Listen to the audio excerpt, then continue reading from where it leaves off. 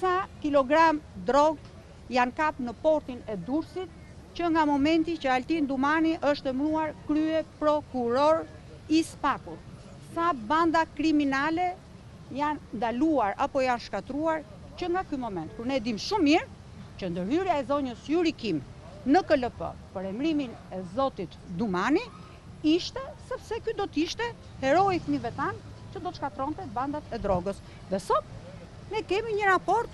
të Departamentit Shtetit, vendit ku punonte zonja Yuri Kim, të Departamentit Drejtësisë, edhe presidentit Trump, ku Shqipëria e hyn një nga vendet kryesore për trafikun e drogës. Këto janë emisionet, këto janë kauzat e opozitës, mos të merren me diellën,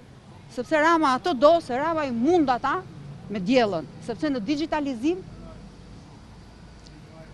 vazhdojnë. Sigurisht që ajo është strategjia e tyre, megjithatë ne do të kemi përsëri kohë, do të njihemi në seancën tjetër që unë do të dorëzoj dhe listën e dëshmitarëve për të cilët nuk janë pyetur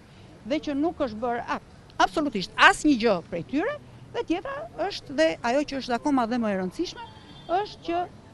ky proces gjyqësor vërtet kërkon durim strategjik, besoj se ju kam thënë që kur ka filluar ky proces, që kjo është një çështje që do durim strategjik, është një çështje e cila sigurisht që do të kërkojë dhe përballje të drejt për drejt, ndoshta edhe do ketë kostot e veta, dhe që faktikisht për familjen time kostot i ka pasur, sigurisht që do ta vazhdojmë procesin e inceneratorëve, edhe pse prokurorët, të cilët ne dim shumë mirë lidhjet e tyre që kanë marrë apo mënyrën se si janë intimiduar apo neutralizuar nga banda e inceneratorëve nëpërmjet lejeve të ndërtimit për kompanitë që janë pranë tyre, sigurisht që to janë gjëra të cilat ne do t'i zbardhim në të ardhmen, sepse ju besoj se dini që edhe çështja e gjyqit, kur të hapet procesi gjyqësor që të fillojnë themet, ju do të jeni gjithë prezent atje.